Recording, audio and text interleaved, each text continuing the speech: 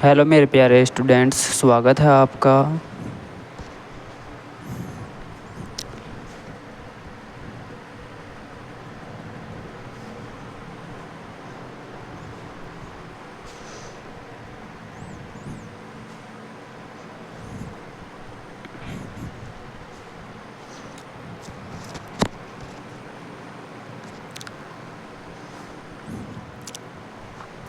Hello मेरे प्यारे दोस्तों, नमस्कार। स्वागत है आपका अपने YouTube channel PCM by Pradeep sir में।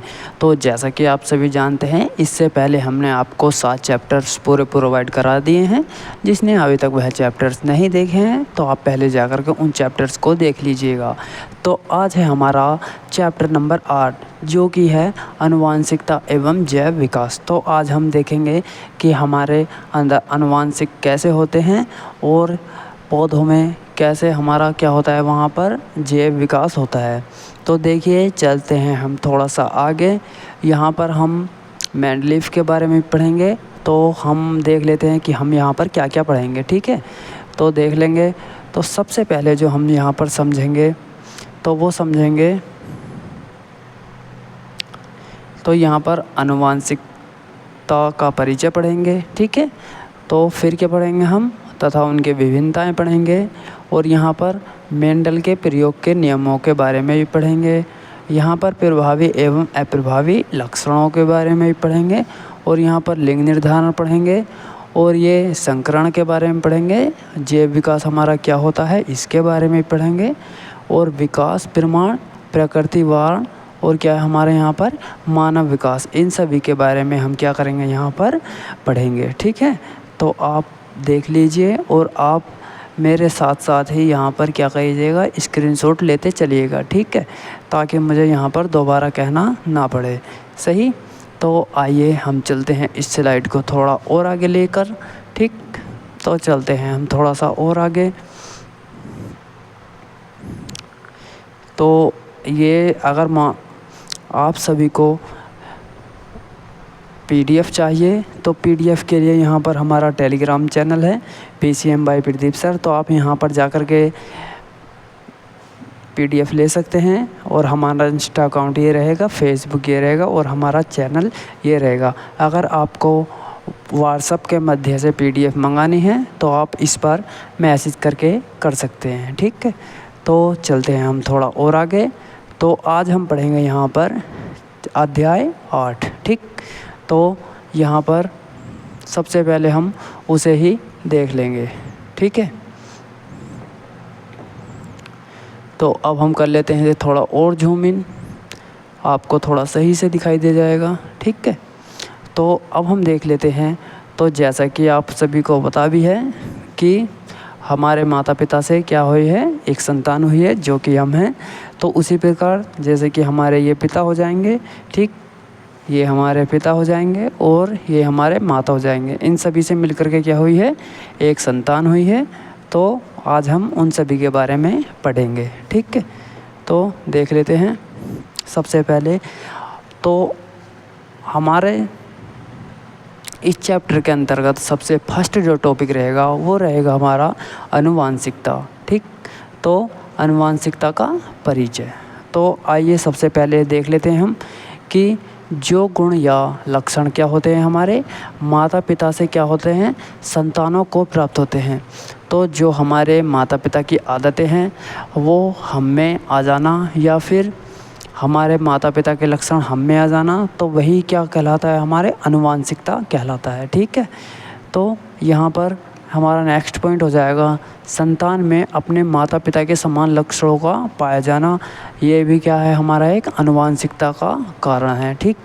उसी प्रकार ये लक्षण जो है हमारे, ये लक्षण हमारे जीन नामक सूक्ष्म इकाइयों द्वारा क्या होते हैं, यहाँ पर नियंत्रित होते हैं, जो गुणसूत्रों में क्या होते हैं, यहाँ पर पाए जाते हैं। तो ये जो लक्षण होते हैं हमारे, ये हमारे गुणसूत्र के द्वारा एक दूसरे में जाते हैं, ठीक।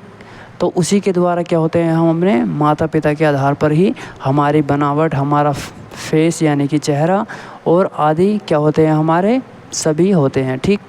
तो उसी प्रकार अब हम देख लेते हैं आगे, कुछ इसकी भिन्नताएं देख लेंगे, ठीक है। तो इसकी विभिन्नताएं देख लेंगे।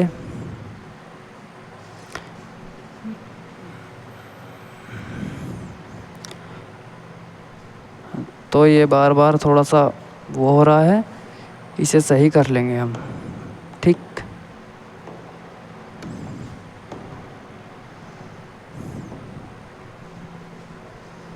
ये अब हो जाएगा सही। तो अब हम देख लेते हैं हम यहाँ पर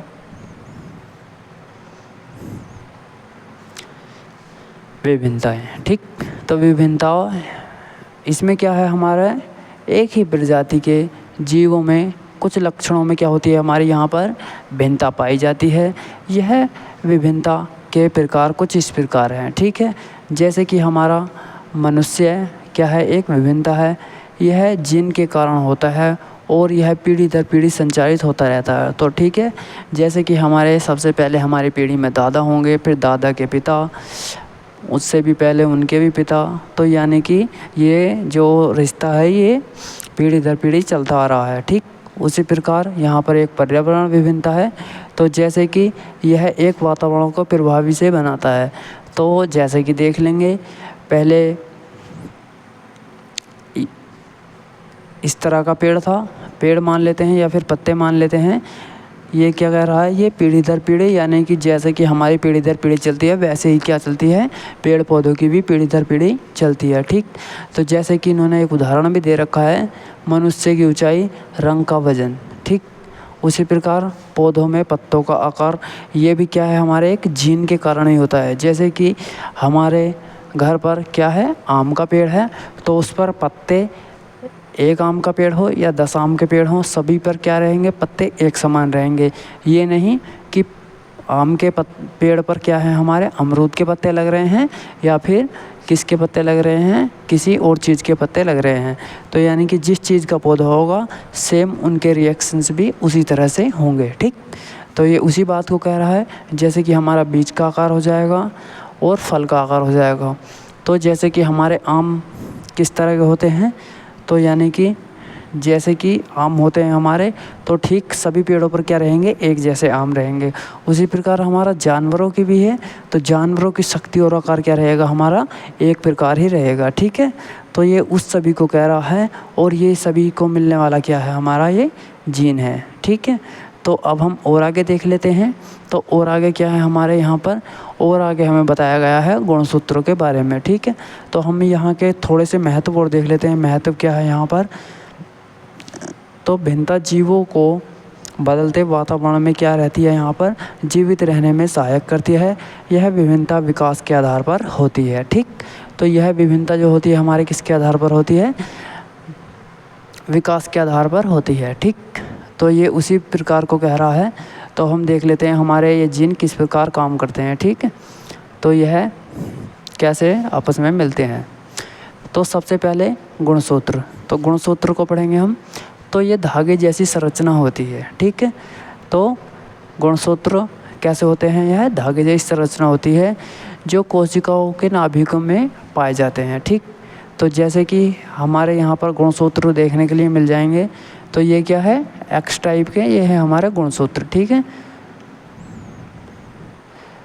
तो गुणसूत्र हमारे दो प्रकार के होते हैं, एक एक्स और दूसरा कौन सा, वाई। ठीक, यदि हमारे एक्स और एक्स रहेंगे, यदि ये आपस में मिल जाएंगे तो क्या होगी, लड़की। ठीक, और यदि एक्स वाई मिल जाएगा तो क्या होगा यहाँ पर, लड़का। ठीक,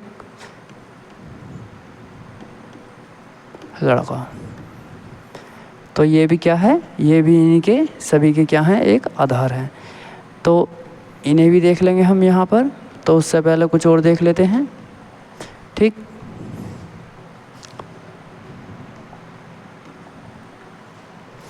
तो अब क्या है हमारा यहाँ पर जीन। तो जीन क्या है, गुणसूत्रों पर स्थित सूक्ष्म इकाई जो किसी विशेष लक्षण के लिए क्या होती है, यहाँ पर जिम्मेदार होती है। तो ये क्या होती है, हमारे जीन होते हैं। उसी प्रकार डीएनए, जीन डीएनए की फुल फॉर्म क्या होती है, डीऑक्सी न्यूक्लिक अम्ल। ठीक, तो ये एक नंबर में पूछ भी लेता है, तो इसे थोड़ा ध्यान से देखना, डीऑक्सी न्यूक्लिक अम्ल। तो हमारे ये डीएनए जो है इसके बने होते हैं, यानी कि जीन जो है हमारे डीएनए से बने होते हैं। उसी प्रकार डीएनए ही आनुवंशिक जानकारी को एक पीढ़ी से दूसरी पीढ़ी तक पहुंचाता है। ठीक है, तो जैसे कि हमारे माता पिता के लक्षण जो हैं वह किसके मध्य से जाते हैं, यानी कि डीएनए जो होता है वह जीन के मध्य से जाता है, और जीन जो है हमारे बाद में फिर उसके लक्षणों को आगे और क्या कर देते हैं, यहाँ पर ट्रांसफ़र कर देते हैं, ट्रांसफ़र बोल सकते हैं इसे। तो सबसे पहले हमारी ये कोशिका हो जाएगा, ये हमारा क्या हो जाएगा, नाभिक हो जाएगा। ठीक, उसी प्रकार थोड़ी सी आगे प्रक्रिया चलेगी तो बात क्या होगा, गुणसूत्रों का समूह जाएगा, फिर क्या हो जाएगा, एक गुणसूत्र मिल जाएगा। तो देखो ये एक्स है और ये वाई है, तो आगे क्या मिलेगा हमारा, यहाँ पर लड़का मिलेगा। ठीक, क्या है, लड़का। और यहाँ क्या है, इन दोनों के मध्य से यहाँ पर डीएनए आपस में क्या हो रहे हैं, मिक्स हो रहे हैं। ठीक, तो चलते हैं हम थोड़ा सा और आगे। वीडियो हमारी काफ़ी लंबी है, क्यों, हम वन वीडियो में वन चैप्टर कवर कर रहे हैं, तो इस वजह से थोड़ी लंबी हो सकती है, तो आप देख लीजिएगा। ठीक, सही से कवर कर लीजिएगा। टाइम तो लगेगा, लेकिन एक वीडियो में अच्छा रेस्पॉन्स देखने के लिए मिलना चाहिए। ठीक, तो अब हम देख लेते हैं यहाँ पर मेंडल के प्रयोग। ठीक, तो मेंडल के प्रयोगों के बारे में पढ़ेंगे हम, मेंडल एज एक्सपेरिमेंट। तो यहाँ पर एक सबसे पहले क्या थे, हमारे एक वैज्ञानिक थे जिन्हों नाम क्या था, ग्रेगर जॉन मेंडल।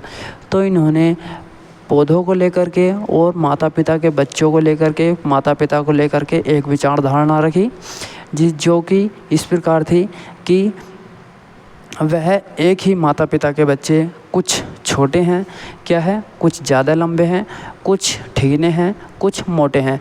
तो उन्होंने आपस में यह अवधारणा किस पर आजमाई, एक मटर के पौधे पर आजमाई कि यह सब किसके कारण हो रहा है, और उन्होंने बाद में विचारधारणा अपनाई ये सभी किसके लिए हो रहा है, गुणसूत्रों के आधार पर हो रहा है, यानी कि पीढ़ी दर पीढ़ी चल रहे हैं हम, इस वजह से यह सब हो रहा है। ठीक, तो ग्रेगर जॉन मेंडल ने बस ज़्यादा कुछ नहीं, मटर के पौधे पर ही आविष्कार किया था, और इन्होंने अपने नियम के आधार पर क्या किया, यानी कि जो बौने पौधे थे उन्हें अलग बांटा, जो ठिगने पौधे थे उन्हें अलग बांटा, और जो मोटे ठिगने थे वो अलग बांटा।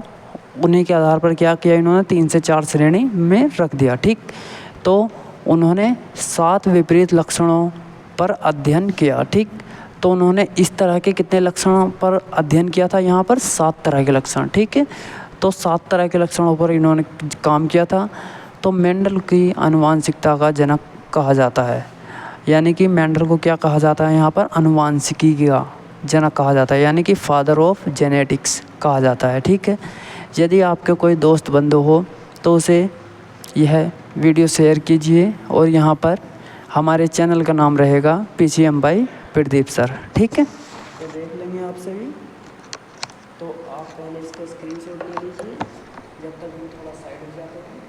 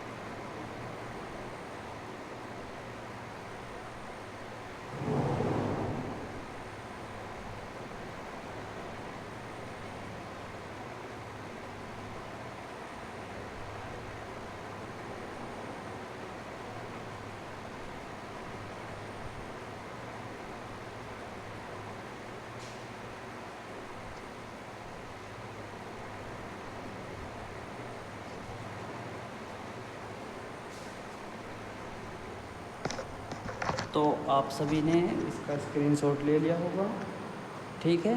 तो अब हम चलते हैं थोड़ा सा और आगे। आप सभी को यदि पीडीएफ चाहिए तो पीडीएफ के लिए भी यहाँ पर टेलीग्राम चैनल है, तो आप वहाँ से भी जा कर के पीडीएफ ले सकते हैं, या फिर यहाँ पर हमारा व्हाट्सअप नंबर लिखा हुआ है, तो आप हमें मैसेज भेजकर हम आपको पीडीएफ भेज देंगे, ठीक है। तो अब हम चलते हैं थोड़ा सा और आगे स्लाइड को लेकर के, तो देख लेते हैं। स्लाइड थोड़ा जल्दी चलानी पड़ेगी, वरना क्या होगा यहाँ पर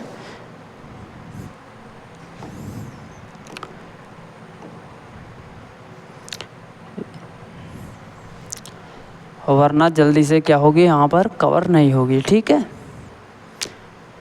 तो ये क्या है हमारे यहाँ पर गुणसूत्र, ठीक। तो गुणसूत्र के बारे में पढ़ेंगे यहाँ पर। तो गुणसूत्र ये रहेंगे हमारे, तो कोशिका के केंद्रक में पाए जाने वाले धागेनुमा संरचनाएं, ठीक है। तो ये क्या है हमारी, ये धागेनुमा संरचनाएं हैं, उसे ही क्या कहते हैं हम यहाँ पर, ये हमारा एक्स गुणसूत्र है, ठीक। उसी प्रकार ये डीएनए और प्रोटीन से मिलकर के बने होते हैं। तो हमारे ये गुणसूत्र जो होते हैं ये किस चीज़ के बने हुए होते हैं, यदि क्वेश्चन आ जाए, ये मल्टीपल चॉइस में आ सकता है कि हमारे गुणसूत्र जो होते हैं वह किस किस चीज़ से मिलकर के बने होते हैं। तो नंबर 1 डीएनए, नंबर 2 प्रोटीन, यानी कि डीएनए प्लस प्रोटीन के क्या होते हैं हमारे ये गुणसूत्र होते हैं, ठीक। तो ये हमारे 23 जोड़े होते हैं, ठीक। तो ये हमारे गुणसूत्र कितने होते हैं यहाँ पर, 23 जोड़े होते हैं, और इनकी कुल संख्या कितनी होती है यहाँ पर, 46 होती है, ठीक। तो आप ये काफ़ी मोस्ट इम्पोर्टेंट पॉइंट रहेगा हमारा, ठीक है। तो ये जीन के वाहक होते हैं, और क्या होते हैं, वंशानुगत लक्षणों को क्या करते हैं यहाँ पर, ये नियंत्रित करते हैं, ठीक। उसी प्रकार जीन यानी कि जेनेटिक्स, और क्या होते हैं यहाँ पर, ये डीएनए। तो अब हम पढ़ेंगे जीन और डीएनए, तो ये हमारे क्या होते हैं, ठीक।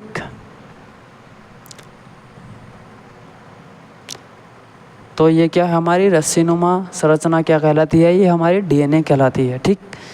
तो देख लेंगे इसे। तो सबसे पहले देखेंगे हम जीन और डीएनए, यानी कि डीऑक्सीराइबोज न्यूक्लिक अम्ल, ठीक। तो जीन क्या है हमारे, डीएनए के छोटे छोटे खंड जो किसी लक्षण के लिए क्या होते हैं यहाँ पर जिम्मेदार होते हैं, उसे ही क्या कहते हैं हम यहाँ पर, जीन कहते हैं। जीन जो है हमारे वंशानुगत लक्षणों को क्या करते हैं यहाँ पर, नियंत्रित करते हैं, ठीक। उसी प्रकार डीएनए क्या है हमारा यहाँ पर, कोशिका का वंशागति क्या होता है, यह पदार्थ होता है, यह डबल हेलिक्स संरचना में पाया जाता है।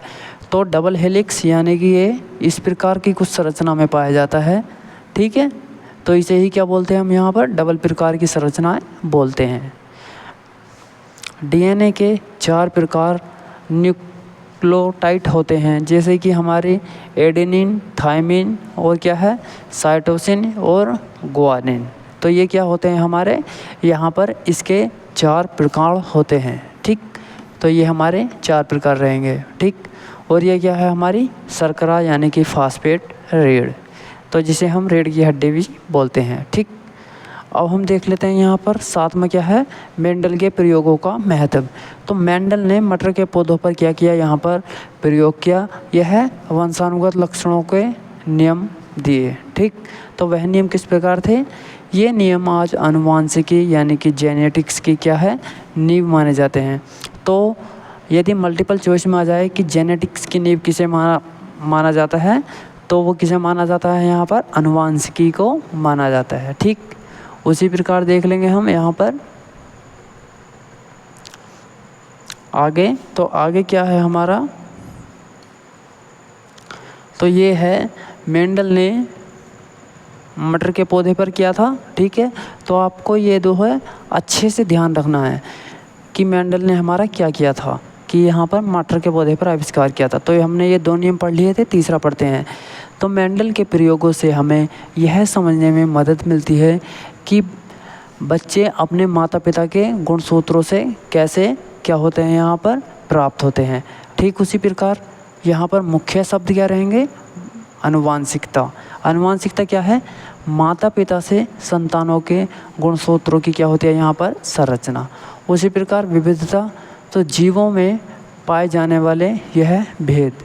ठीक, नेक्स्ट क्या हो जाएगा, जीन। तो गुणसूत्रों में नियंत्रित करने वाली क्या हो जाएगी यहाँ पर, इकाई।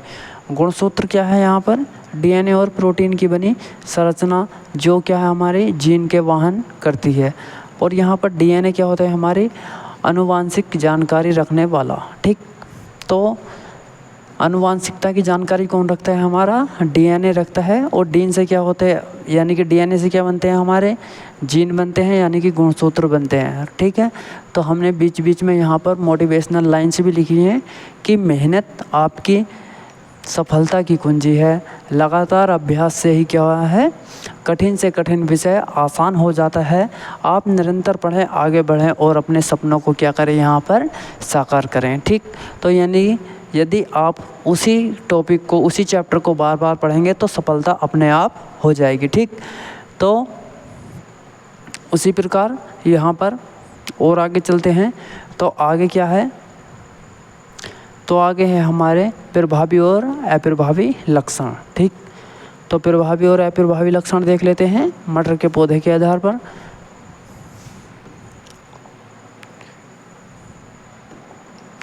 ठीक है,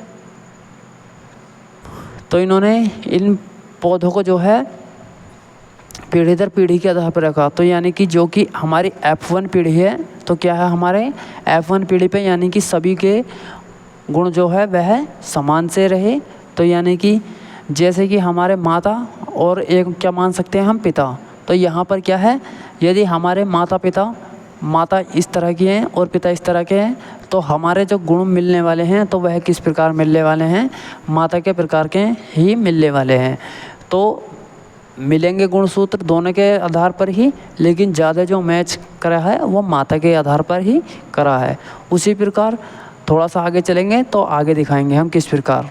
तो यहाँ पर क्या है, प्रभावी और अप्रभावी लक्षण। तो किसी लक्षण का अगली पीढ़ी में प्रकट होना या क्या है, जीन के प्रकार पर निर्भर करता है। ठीक है, तो आपकी संरचना कैसी रहेगी, किस प्रकार रहेगी, तो ये सब किस पर दर्शाता है, आपके जीन पर दर्शाता है। उसी प्रकार यहाँ पर प्रभावी लक्षण क्या है, जो लक्षण संकरण में F1 पीढ़ी में क्या होते हैं, यहाँ पर प्रकट हो जाए, उसे ही क्या कहते हैं हम, यहाँ पर प्रभावी लक्षण कहते हैं। और अप्रभावी लक्षण क्या रहेंगे हमारे, जो लक्षण संकरण में F1 पीढ़ी में प्रकट न हों, उन्हें क्या कहेंगे हम, F2 पीढ़ी में पुनः प्रकट हो जाते हैं, तो उन्हें क्या कहेंगे हम, यहाँ पर अप्रभावी लक्षण कहते हैं। ठीक, तो अब हम चलते हैं थोड़ा सा और आगे। तो और आगे क्या है हमारे, मोनो हाइब्रिड संकरण। ठीक, तो मोनो हाइब्रिड संकरण एक समय में एक लक्षण के लिए किया जाता है, किया गया संकरण मोनो क्या कहलाता है, यहाँ पर संकरण कहलाता है। उदाहरण, मटर के पौधे में फूल का रंग बैंगनी मल्टीप्लाई क्या हो जाता है, यहाँ पर सफ़ेद। तो हमारे लक्षण जो मिलते हैं तो कैसे मिलते हैं, यहाँ पर बैंगनी ही मिलता है। तो यहाँ पर बी प्रभावी जीन बैंगनी, बी अप्रभावी जीन सफ़ेद, यानी कि कैसे रहता है, सफ़ेद ही रहता है। तो उसी प्रकार यहाँ पर ये इन्होंने यहाँ पर इसकी मल्टीप्लाई करके दिखाई है। ठीक, तो देख लेंगे।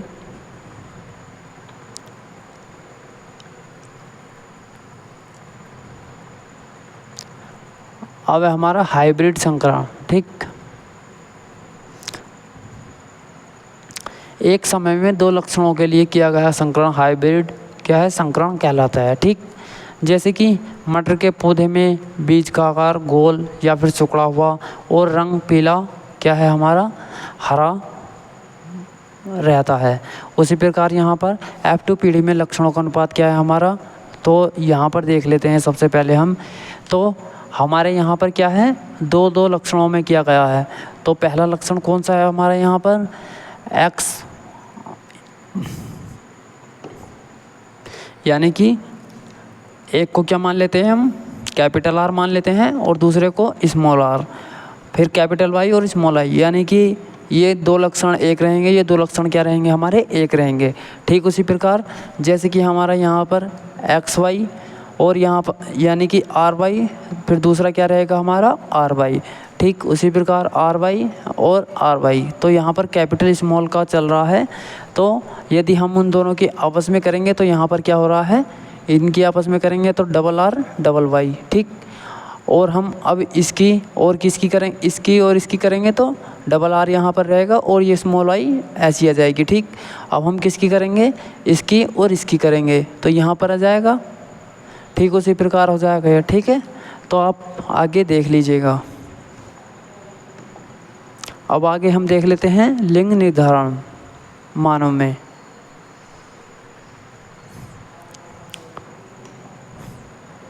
जैसे कि हमने आपको ऊपर बताया था कि यदि हमारे गुणसूत्र में XX रहेंगे तो क्या रहेगी यहाँ पर स्त्री यानी कि लड़की रहेगी, और यदि XY जीन है तो क्या होगा यहाँ पर पुत्र उत्पन्न होगा। तो जैसे कि माता का कौन सा गुणसूत्र होते हैं, XX होते हैं, और पिता के क्या होते हैं यहाँ पर X और Y होते हैं। तो ज़्यादा चांस किसके होते हैं, ज़्यादा लड़के के होते हैं या फिर लड़की के होते हैं। तो जैसे कि मान लेते हैं हमारे ये X और X यानी कि X उधर हमारा XY और इधर XX, तो ज़्यादा चांसेस किसके रहेंगे, हमारे XX गुणसूत्र के रहेंगे, यानी कि ज़्यादातर चांस किसके रहेंगे, लड़की होने के रहेंगे, ठीक। उसी प्रकार देख लेंगे हम और आगे। तो यहाँ पर मानव में लिंग निर्धारण क्या होता है, हमारा X और Y गुणसूत्रों के द्वारा होता है, जबकि स्त्री में क्या होता है, हमारा XX गुणसूत्र होते हैं, और पुरुष में क्या होते हैं, हमारे यहाँ पर XY गुणसूत्र होते हैं। अंडाणु स्त्री में केवल X गुणसूत्र होते हैं, जबकि पुरुष में क्या होते हैं, XY होते हैं। तो यानी कि लड़का होना या फिर ना होना किस पर डिपेंड करता है, ये एक मनुष्य पर डिपेंड करता है, यानी कि आदमी पर करता है, ठीक है। यानी कि औरत कुछ नहीं कर सकती क्योंकि यहाँ पर X गुणसूत्र वहाँ से मिलता है, और यदि पुरुष का X गुणसूत्र मिल जाए तो यहाँ पर लड़की उत्पन्न हो जाएगी, और यदि पुरुष का Y गुणसूत्र मिल जाए तो क्या हो जाएगा, लड़का मिल जाएगा। तो यानी कि लड़की होनी या फिर क्या होना, लड़का होना किस पर डिपेंड करता है, एक पुरुष पर ही करता है। उसी प्रकार यदि अंडाणु और शुक्राणु मिलते हैं तो यहाँ पर क्या होती है, XX यानी कि कन्या, और यहाँ पर इसी प्रकार यहाँ पर XY होती है, तो यानी कि पुरुष, ठीक। तो ये हमने आपको ऊपर भी बता दिया था। तो चलते हैं हम स्लाइड को और ऊपर लेकर के। तो अब हम क्या करते हैं, यहाँ पर ये हमने स्लाइड आपको पढ़ा दी है, ये हमारी डबल लग गई है, कोई नहीं, थोड़ा सा ऊपर चलते हैं। ये विभिन्नताएं हैं, ये भी हमने आपको पढ़ा दिए हैं, जेनेटिक्स, ठीक है। और ये गुणसूत्र भी पढ़ा दिए हैं। ये स्लाइड काफ़ी डबल लग गई हैं, कोई नहीं, थोड़ा आगे चल जाएंगे। अब यहाँ पर देख लेते हैं ग्रेगर जॉन मेंडल, ठीक है। तो ये देख लेते हैं सही से, यहाँ से आपके काफ़ी क्वेश्चन पूछे जाएंगे और आप इसे सही से प्रैक्टिस कर कर के जाना, ठीक है। कभी आपको पता चले कि वहाँ परीक्षा में जा कर के घूम रहे हैं कि ग्रेगर जॉन मेंडल ने क्या किया था, पता ही नहीं चल रहा है, तो ऐसा नहीं होना चाहिए। आप इसे अच्छे से यहीं पर ही रट कर के जाइएगा कि वहाँ पर आपको आवश्यकता ना पड़े, ठीक है। तो देख लेते हैं सबसे पहले यहाँ पर मेंडल के प्रयोग, ठीक है। तो इनका पूरा नाम क्या रहेगा, ग्रेगर योहान मेंडल, ठीक। को अनुवांशिकी का क्या कहा जाता है, यहाँ पर जनक माना जाता है, या फिर कह सकते हैं हम यहाँ पर अनुवांशिकी के पिता भी कहा जाता है, ठीक। उन्होंने मटर के पौधे पर क्या किया, यहाँ पर प्रयोग करके विरासत के नियम खोजे, ठीक। उसी प्रकार मटर के पौधे को चुनने का इनका कारण क्या था, यानी कि यह आविष्कार तो किसी और चीज़ पर भी कर सकते थे, आखिरकार इन्होंने मटर का ही पौधा क्यों लिया, तो उसके बारे में बताएंगे कि यह स्वयं परागण करने वाला एक पौधा है जो शुद्ध लक्षण मिलते हैं। तो यानी कि यह एक ऐसा पौधा है जो आपस में परागण करके क्या करता है, अपनी पीढ़ी के आधार पर ही क्या करता है, फल उत्पन्न करता है। तो इसमें 3-4 तरह के क्या होते हैं, यानी कि फूल होते हैं, कोई पीला होता है, कोई क्या होता है यहाँ पर गुलाबी रहेगा, कोई सफ़ेद रहेगा। तो यह क्या रहेगा, यह पीढ़ी दर पीढ़ी के आधार पर रहेगा, इसी वजह से इन्होंने यह पौधा लिया था, ठीक। इसकी अनेक किस्म जो है आसानी से उपलब्ध थी, तो इसकी किस्में जो थी आसानी से भी मिल रही थी। यह जल्दी बढ़ता है और अधिक संतान देता है। तो यह पौधा जल्दी बड़ा होता है और क्या करता है, ये संतान भी जल्दी देता है। उसी प्रकार इसके लक्षण स्पष्ट हैं, आसानी से पहचाने जा सकते हैं। तो यानी कि यदि हम किसी और चीज़ का पौधा लेते हैं तो उसमें लक्षण आसानी से नहीं पहचाने जाते, इसमें कलर की वजह से क्या करते हैं, आसानी से पहचाने जा सकते हैं लक्षण। ठीक है, तो उसी प्रकार यहाँ पर मेंडल के प्रयोग संक्षेप में तो इन्हें भी देख लेंगे हम।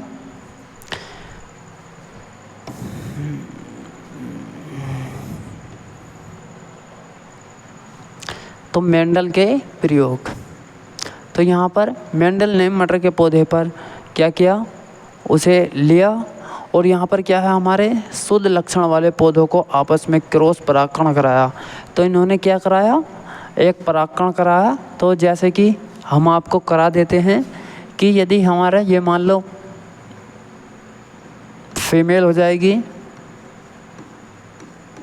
जिसे हम क्या बोल सकते हैं, यहाँ पर औरत बोल सकते हैं, और यहाँ पर क्या हो जाएगा, हमारे यहाँ पर मेल हो जाएगा। ठीक है, तो इसे क्या मान लेते हैं, हम लड़की मान लेते हैं। लड़की के गुणसूत्र क्या रहेंगे, XX, और लड़के क्या रहेंगे यहाँ पर हमारे XY। ठीक है, तो हम कर लेते हैं थोड़ा इसका कलर चेंज। ठीक, तो अब हम क्या कराएंगे, इसका आपस में क्रॉस प्रोडक्ट कराएंगे। ठीक है, तो एक बार किसका कराएंगे, X का X के साथ कराएंगे, तो यहाँ पर क्या हो जाएगा, XX हो जाएगा। फिर हम इस X का जो है किसके साथ कराएंगे, Y के साथ कराएंगे, तो यहाँ पर क्या हो जाएगा, XY हो जाएगा। ठीक, तो उसी प्रकार इस X का इस X के साथ कराएंगे। ठीक है, कलर चेंज कर लेते हैं थोड़ा सा। तो क्या करेंगे, हम इस X का जो है इस X के साथ कराएंगे, तो यहाँ पर क्या हो जाएगा, XX हो जाएगा। और बाद में फिर इस X का किसके साथ कराएंगे, Y के साथ कराएंगे, तो यहाँ पर क्या हो जाएगा, XY। ठीक, तो उसी प्रकार हमारे जो है यहाँ पर तो इतने ही चांस किसके रहते हैं, लड़की के रहते हैं, और इतने ही चांस क्या रहते हैं, लड़के के रहते हैं। यानी कि दोनों के चांस क्या रहते हैं, यहाँ पर 50-50% रहते हैं। ठीक है, तो जैसे कि XX यहाँ पर है, XX यहाँ पर है, और XY और XY, तो यानी कि दोनों के ही चांसेस कितने रहते हैं, यहाँ पर 50-50% के रहते हैं। ठीक, उसी प्रकार यहाँ पर प्राप्त संतान F1 में केवल एक लक्षण दिखाई दिया। ठीक है, तो यहाँ पर एक ही लक्षण दिखाई दिया था F1 पीढ़ी में। यदि हम ऐसे ही पीढ़ी दर पीढ़ी चलते रहेंगे तो वहाँ पर हमें अनेक लक्षण दिखाई देने को मिलेंगे। उसी प्रकार F1 पीढ़ी में आपस में क्रॉस कराया तो F2 संतान में लक्षण दोबारा क्या हुआ, यहाँ पर प्रकट हुए। उसी प्रकार इनका परिणामों के आधार पर क्या हुआ, मेंडल ने आनुवंशिकी के नियम की खोज की। तो इन्हीं के आधार पर क्या किया, इन्होंने आनुवंशिकी की खोज की। ठीक है, तो मेंडल के क्या क्या योगदान रहे हैं हमारे, तो आनुवंशिकी के नियम की खोज की, वंशानुगति की वैज्ञानिक की समझ हुई इन्हें, और फिर क्या है, आधुनिक आनुवंशिकी की क्या रखी इन्होंने, उसी प्रकार नींव रखी। ठीक है, और ये अब क्या है हमारे यहाँ पर प्रभावी और अप्रभावी लक्षण। ठीक है, तो प्रभावी अप्रभावी लक्षण हमने ऊपर भी पढ़े थे, तो थोड़ा सा देख लेंगे हम। ठीक है, तो यहाँ पर मुख्य बातें क्या हैं, मेंडल ने मटर के पौधे पर प्रयोग किए, उन्होंने वंशानुगति के नियम को बताया, और प्रभावी लक्षण F1 को अप्रभावी लक्षण F2 में दिखाई दिए। ठीक है, तो इसे देख लीजिएगा। तो प्रभावी लक्षण क्या है, केवल एक जीन की उपस्थिति में प्रकट होता है, और दूसरा क्या होता है, यहाँ पर F1 पीढ़ी में क्या होता है, यहाँ पर दिखाई देता है। तो प्रभावी लक्षण क्या होता है हमारे, यह केवल एक जीन की उपस्थिति में दिखाई देता है, और अप्रभावी लक्षण क्या है हमारा, यहाँ पर दो जीन अप्रभावी होने पर क्या होता है, यहाँ पर प्रकट होता है। उसी प्रकार अप्रभावी लक्षण का सेकंड क्या रहेगा हमारा, F2 में नहीं दिखाई देता, यानी कि F1 में नहीं दिखाई देता और F2 में दिखाई देता है। उसी प्रकार मोनोहाइब्रिड,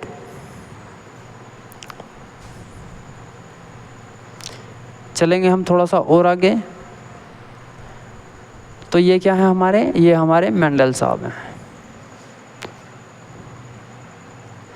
ठीक है, तो ये क्या रहेंगे हमारे, मेंडल साहब रहेंगे। देख लीजिए, तो मेंडल साहब कौन थे, तो ग्रेगर जॉन मेंडल एक क्या थे, ऑस्ट्रियाई के क्या थे, ऑस्ट्रेलिया के वैज्ञानिक थे। इन्होंने आनुवंशिकी का जनक कहा जाता है, यानी कि फादर ऑफ जेनेटिक्स।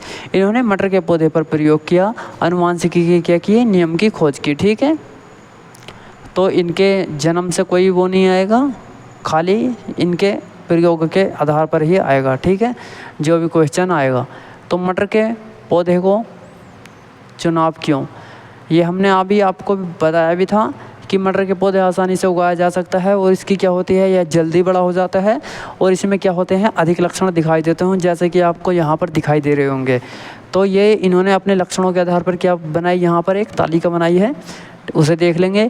तो यहाँ पर मटर के पौधे के कुछ खास लक्षण जो कि हमेशा दिखाई देते हैं। तो सबसे पहले लक्षण रहेंगे और यहाँ पर विभिन्नताएँ रहेंगी। तो सबसे पहले हमने बीज जो बोया तो वो कैसा हुआ, बीज का आकार गोल, ठीक है, एक गोल हुआ और दूसरा सुकड़ा हुआ, ठीक। उसी प्रकार बीज का कलर पीला और क्या हुआ, यहाँ पर बाद में हमें हरा मिल गया, ठीक है। फूल का रंग यहाँ पर जामुनी और सफ़ेद इस तरह का देखने के लिए मिला। फलों का आकार, कुछ हमारे फल सही थे, कुछ हमारे क्या थे, सिकुड़े हुए थे। उसी प्रकार फली का रंग, तो फली का रंग कुछ का हमारा हरा था, किसका क्या था, हमारा पीला था। उसी प्रकार तने की ऊंचाई, तो कोई क्या था, हमारा तना अच्छा था, यानी कि लंबा था, अच्छा क्या बोल सकते हैं, यानी कि रोग रहित था। और ये क्या था, ये हमारा बौना था, छोटा था और सुगड़ा हुआ पौधा था, ठीक। इसी के आधार पर क्या किया इन्होंने, इन्हें लक्षणों को बांटा था, ठीक। तो चलते हैं और आगे। तो ये क्या रहेंगे हमारे, ये हमारे कुछ इसी प्रकार से लक्षण रहेंगे, ठीक है। तो आप अगर यदि आप सभी को यह वीडियो पसंद आ रही हो तो वीडियो को लाइक और चैनल को सब्सक्राइब कर दीजिएगा और अपने दोस्तों को क्या कर दीजिएगा, यहाँ पर शेयर भी कर दीजिएगा, ठीक है। ये हमारी लगभग 3 से 4 वीडियो में यह चैप्टर्स हमारा ख़त्म हो जाएगा। उसके बाद हम इसे यानी कि हैंड रिटन नोट्स बोर्ड पर पढ़ा करके आपको टॉपिक वाइज टॉपिक अच्छे से समझ आएंगे। ये तो हमारे 10th क्लास की सीरीज चलाई हुई थी, जिस वजह से हमें जल्दी जल्दी पढ़ाना पड़ रहा है। ये क्विक रिवीजन के आधार पर है, ठीक है। तो देख लीजिएगा आप इसे। ये हमारे कुछ याद रखने योग्य कुछ पॉइंट थे। तो प्रभावी लक्षण हमेशा अप्रभावी लक्षण पर क्या होते हैं, यहाँ पर हैवी हो जाते हैं। उसी प्रकार F1 पीढ़ी में केवल प्रभावी लक्षण ही दिखाई देते हैं, F2 पीढ़ी में क्या होते हैं, यहाँ पर अप्रभावी लक्षण भी दिखाई देते हैं, ठीक। उसी प्रकार और आगे चलेंगे थोड़ा सा, तो यहाँ पर कुछ हमारे ये ही दोबारा से लक्षण हो जाएंगे, ये हमने आपको पढ़ा दिए।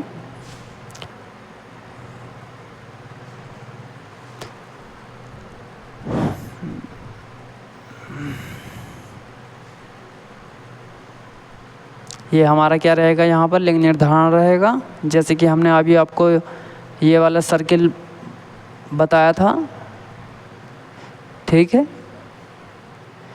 कि एक बार हम x की x के साथ करेंगे, दूसरी बार x की y के साथ करेंगे। तो यहाँ पर x की x के साथ करेंगे तो यहाँ पर क्या हो जाएगा, यहाँ ये हमें x गुण सूत्र मिल जाएगा। क्या मिलेगा यहाँ पर, x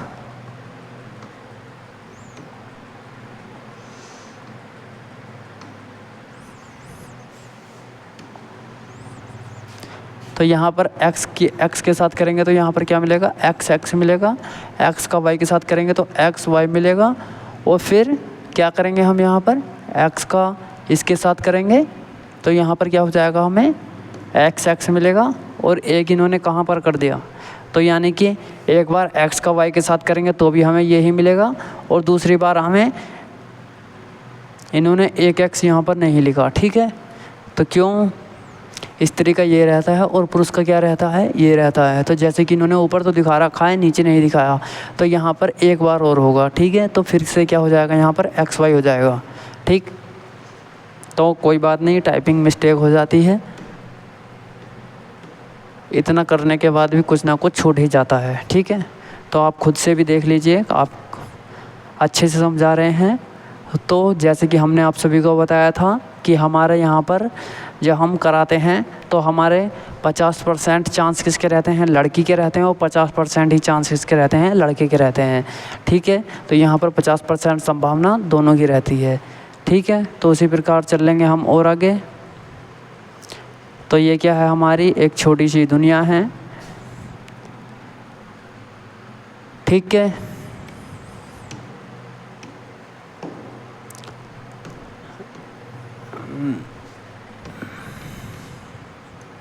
तो जैसे कि ये मम्मी हो जाएंगी, ये पापा हो जाएंगे और ये क्या हो जाएंगे, हम हो जाएंगे। तो ये 3 का परिवार है, ठीक है। तो उसी प्रकार चलते हैं हम और आगे स्लाइड को लेकर के, और अब हम थोड़ा सा परिचय देख लेते हैं जैव विकास का, ठीक है। तो अब अभी तक हमने क्या देखा, अनुवांशिकी देखा। अब हम देख लेते हैं जैव विकास। तो जैव विकास क्या होता है, तो जैव विकास में सबसे पहले हम देख लेते हैं कि हमारा विकास क्या होता है। तो विकास क्या है, तो जीवों में समय के साथ साथ होने वाले क्रमिक परिवर्तन को जैव विकास कहते हैं। तो यानी कि सबसे पहले हम छोटे थे, क्या हुए, फिर बड़े हुए, हम में थोड़ा सा आकार चेंज हुआ और हम बड़े हो गए। तो यहाँ पर हमारा क्या हो गया, यहाँ पर हमारे उसमें विकास हो गया। जैसे कि कोई पौधा छोटा था, बाद में बड़ा हो गया, तो उसे क्या बोलेंगे हम, वहाँ पर उस पौधे का क्या हुआ है, विकास हुआ है। ठीक उसी प्रकार ही क्या बोलते हैं, इसे विकास होते हैं। तो यह परिवर्तन कई पीढ़ियों में धीरे धीरे होता है। ठीक उसी प्रकार विकास के कारण जीवों में वातावरण के अनुसार अनुकूल होते हैं। यह जैव विकास के बारे में किसने बताया था, चार्ल्स डार्विन ने प्राकृतिक वातावरण के सिद्धांत को विकास में समझाया। ठीक है, तो यह किसने समझाया था, यह चार्ल्स डार्विन ने बताया था कि हमारे क्या रहते हैं, यहाँ पर इस प्रकार से रहते हैं जैव विकास, और उसके आधार पर ही इन्होंने यह नियम दिया था। तो उसी के आधार पर हमारा साइड में दे रखा है विकास को प्रभावित करने वाले कारक। ठीक है, तो सबसे पहला क्या है हमारा यहाँ पर, तो वो है प्राकृतिक वर्ण। दूसरा क्या है, उत्परिवर्तन। फिर क्या है हमारा पृथक्विकरण। फिर क्या है हमारा आनुवांशिक बहाव। और 5 में क्या दे रखा है हमारा, पर्यावरण में परिवर्तन। और यहाँ पर थोड़ा सा हमारा नीचे भी दे रखा है, यहाँ पर सरल उदाहरण के आधार पर। तो लंबी गर्दन जिराफ का क्या है, एक विकास है। बैक्टीरिया में एंटीबायोटिक के प्रति प्रतिरोधकता का क्या है, यहाँ पर विकास है। कीड़ों को कीटनाशकों के प्रति क्या है, यहाँ पर प्रतिरोधकता का विकास है। ठीक है, तो जैसे कि यहाँ पर हमारे जिराफ के बारे में दिखाया गया है कि जिराफ की आखिरकार इतनी ऊंची गर्दन कैसे हुई। ठीक है, तो यहाँ पर जिराफ के बारे में बताया गया है। तो जैसे कि यहाँ पर देखा भी गया है, इन्होंने किस प्रकार बताया, अपने नियम के आधार पर इन्होंने कहा कि जब जिराफ खाना खाता है, ठीक है, जैसे कि पेड़ों से पत्तियाँ तोड़ता है, तो यह कभी भी झुककर नहीं खाता। तो जिसके कारण यह क्या है, यह हमेशा पेड़ों से ही पत्ते तोड़ के खाता है। तो पहले जब छोटा था, थोड़ा सा अगर मान लो पौधा यहाँ पर आ गया, तो इसने गर्दन ऊपर उठाई, यहाँ से खा लिया। फिर क्या हुआ, उसकी गर्दन में वृद्धि हो गई। फिर इन्होंने क्या करा, और बड़े पेड़ पे खाना खाना स्टार्ट किया, तो वहाँ पर उन्होंने और गर्दन खींची। तो उसी प्रकार क्या हुआ, यहाँ पर और गर्दन बड़ी हो गई और लास्ट में इतनी बड़ी हो गई। ठीक है, तो यदि ये ही क्या है ये हमारे समय यानी कि पीढ़ी दर पीढ़ी क्या है हमारे यहाँ पर ये परिवर्तन है। ठीक उसी प्रकार विकास की प्रक्रिया, जीवों में भिन्नताएं, पर्यावरण के अनुसार प्रतिकूल जीवन क्या है, अनुकूल जीवों का क्या है यहाँ पर जीवित रहना। और यह क्या होता है हमारा कई पीढ़ी दर पीढ़ी चलता है। ठीक है, तो अब हम चलते हैं और आगे। तो और आगे क्या दिया गया है हमारा, जैसे कि हमारा यहाँ पर जिराफ का विकास दिया गया है। तो जिराफ के विकास को देखेंगे यहाँ पर। तो जिराफ का विकास, ठीक है, तो जिराफ सबसे पहले छोटी गर्दन थी, लेकिन ऊंची पत्तियां खाने की आवश्यकता के कारण उनकी गर्दन लंबी होने वाले जिराफ जीवित रहे और उनकी गर्दन संतानों यानी कि उनकी लंबी गर्दन संतानों में चली गई। ठीक है, उसी प्रकार यहाँ पर बैक्टीरिया में प्रतिरोध, कुछ बैक्टीरिया एंटीबायोटिक से क्या हो जाते हैं, नष्ट हो जाते हैं, लेकिन कुछ प्रतिरोधी बैक्टीरिया जीवित रहते हैं और प्रजनन करके क्या होते हैं यहाँ पर प्रतिरोधी संतान उत्पन्न करते हैं। उसी प्रकार यहाँ पर तीसरा क्या हो जाएगा, तो तीसरा क्या है हमारा कीटों में प्रतिरोध। तो कीट क्या बोलते हैं, इसे बोलते हैं, ये क्या है हमारे बैक्टीरिया हैं और ये क्या हैं जिराफ हैं। ठीक उसी प्रकार तो कीटनाशक के प्रयोग में संवेदनशील कीट मर जाते हैं, परंतु कुछ प्रतिरोधी होते हैं जो जीवित रहते हैं और उनकी संख्या बढ़ाते हैं। तो यदि हम उन पर कुछ भी एंटीबायोटिक या दवा लगाते हैं, जैसे कि हम अपने खेतों में भी लगाते हैं, तो कुछ क्या होते हैं, कीट मर जाते हैं और कुछ कीट बच जाते हैं। जो कीट बच जाते हैं वह संतान उत्पन्न करके क्या करते हैं, अपनी अगली पीढ़ी के लिए और संतान उत्पन्न करते हैं। ठीक, तो उसी प्रकार यहाँ पर विकास और अनुकूल में अंतर है। तो विकास के आधार पर क्या है, यह एक दीर्घकालीन प्रक्रिया है। तो विकास क्या होता है, विकास को होने में समय लगता है। जैसे कि बच्चा था, तो बच्चा जब 1 साल का रहा होगा तो छोटा रहा होगा, 5 साल का हुआ तो थोड़ा और बड़ा हो गया, 18 साल का हुआ तो और बड़ा हो गया। और उसी के आधार पर क्या है, जैसे जैसे उम्र बढ़ती चली गई ऐसे ही हाइट बढ़ती चली गई। अनुकूल क्या है, यह एक अपेक्षाकृत कम समय में होता है। ठीक, उसी प्रकार कई पीढ़ियों में परिवर्तन होता है। इसका क्या है, अनुकूल का व्यक्ति अपने जीवन काल में अनुकूल कर सकता है। तो देख लीजिएगा, आप इसे देख लीजिए। हम ज़्यादा करेंगे तो हमें काफ़ी टाइम लग जाएगा, तो आप बीच बीच में इसका स्क्रीनशॉट भी ले लीजिएगा। ठीक है, तो यहाँ पर कुछ इम्पोर्टेंट पॉइंट दिए गए हैं कि क्या आप जानते हैं विकास से पृथ्वी पर जीवित की क्या विविधताएं बनी। ठीक है, तो ये कुछ मोस्ट क्वेश्चंस मान लेते हैं हम यहाँ पर, तो आप इसका आंसर देना और कमेंट बॉक्स में कमेंट करना। ठीक है, उसी प्रकार विकास के प्रमाण में जीवाश्मी समझात और स्वरूप। तो जीवाश्म क्या है यहाँ पर, तो जीवाश्म पृथ्वी की परतों को संरक्षित प्राचीन जीवों में क्या होते हैं, यहाँ पर अवशेष हैं। यह हमें बताते हैं कि पृथ्वी पर पहले कौन से जीव रहते थे और ये जीव समय समय के साथ क्या हो गए, यहाँ पर विलुप्त हो गए। तो जैसे कि हमारा पीढ़ी में पहले क्या रहते थे, आपने सुना भी होगा अपने दादा दादी से कहानी भी, तो पहले क्या रहते थे, बड़े बड़े डायनासोर रहते थे।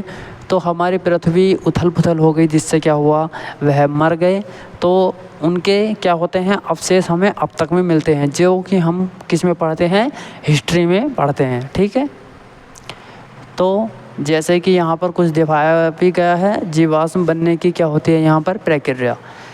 तो जीव की मृत्यु के बाद उसका शरीर क्या होता है, कीचड़ रेत में दब जाता है। उसके बाद क्या होता है, समय के साथ साथ कीचड़ रेत आदि मोटी परतों में जम जाती है और दाब और गर्मी के कारण शरीर का कठोर भाग क्या होता है, संरक्षित हो जाते हैं। लाखों वर्षों के बाद जब परत हटाई जाती है तो जीवाश्म प्राप्त होता है। तो यानी कि जैसे कि मरी थी मछली, तो वैसे ही हमें बाद में यानी कि सालों के साथ, कई सालों के बाद भी हमें ऐसे ही मिल जाती है। ठीक है,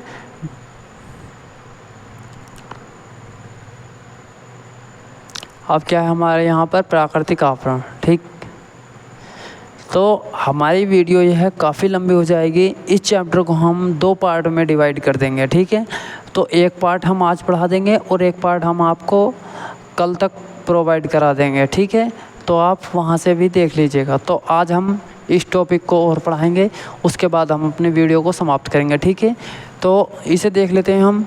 तो यहाँ पर क्या है हमारा प्राकृतिक वातावरण, यानी कि नेचुरल क्या रहता है हमारा, सिलेक्शन का सिद्धांत, यानी कि प्राकृतिक वातावरण सिद्धांत। तो प्रकृति वर्ण क्या है, तो प्रकृति वर्ण क्या है, तो यह वह प्रक्रिया है जिसमें पर्यावरण के लिए जो जीव हमारे अधिक उपयुक्त होते हैं वही जीव जीवित रहते हैं और प्रजनन करके क्या करते हैं, अपने संतानों को बढ़ाते हैं, यानी कि अपने ही संतानों को पीढ़ी दर पीढ़ी आगे ले जाते हैं। ठीक उसी प्रकार वे जीव अनुकूल नहीं होते जो जीव नहीं रह पाते और धीरे धीरे समाप्त हो जाते हैं। ठीक है, तो सबसे पहले इन्होंने अपनी जिराफ के बारे में बताई। तो प्रारंभ में जिराफ की क्या थी, यहाँ पर गर्दन छोटी थी, उन्होंने थोड़ा सा ऊपर गर्दन उठाई और वहाँ से खाना खाना स्टार्ट किया। तो यहाँ पर क्या हुआ, भोजन पाने के लिए उन्होंने कुछ जिराफों ने गर्दन थोड़ी लंबी थी, उसी के आधार पर लंबी गर्दन वाले जिराफ अधिक भोजन प्राप्त करके क्या रहते थे, जीवित रहते थे और प्रजनन करते थे। धीरे धीरे पूरी प्रजाति की लंबी गर्दन और विशेष हो गई। तो यानी कि इनके बाद जो जितनी भी प्रजाति हुई उन सभी की गर्दनें क्या हुई, लंबी हुई। तो पहले की तरह छोटी नहीं रही, बाद में भी उनकी गर्दनें लंबी होती चली गई। तो यही क्या है हमारा पीढ़ी दर पीढ़ी चलने का एक लक्षण है। ठीक है, तो ये क्या है हमारे चार्ल्स डार्विन है जिन्होंने जिराफ के बारे में बताया था। तो चार्ल्स डार्विन नामक पुस्तक प्राकृतिक वातावरण के क्या करते हैं यहाँ पर सिद्धांत दिया। इन्होंने प्राकृतिक सिद्धांत किसमें दिया? डार्विन नामक क्या है हमारी एक पुस्तक है, उसी में इन्होंने सब कुछ बताया। ठीक है, तो देख लीजिएगा आप इसे। अगला टॉपिक जो रहेगा हमारा ये रहेगा प्रमुख प्रकृति का उदाहरण, यानी कि इसे देख लीजिए आप अभी हाथों हाथ ही। थोड़ा सा कुछ और पढ़ाएंगे लेमार्कवाद संक्षेप में। ठीक है, हम यहाँ से पढ़ाएंगे। ठीक है, नेक्स्ट क्या रहेगा हमारा लेमार्कवाद का सिद्धांत। तो ठीक है, तो इसे क्या पढ़ाएंगे हम? इसे पढ़ाएंगे हम टुमारो, यानी कि कल। ठीक, तो इसे क्या पढ़ाएंगे हम? इसे पढ़ाएंगे हम अब कल। ठीक है, तो क्या रहेगा हमारा टॉपिक नंबर 13 से। तो कैसी लगी आप सभी को यह वीडियो? आप सभी कमेंट बॉक्स में कमेंट करके अवश्य बताएं। ठीक है, और यदि आप सभी को यह वीडियो पसंद आई हो तो वीडियो को लाइक और चैनल को सब्सक्राइब करना ना भूलिएगा। मिलते हैं किसी और नेक्स्ट वीडियो के साथ, तब तक के लिए धन्यवाद। ठीक।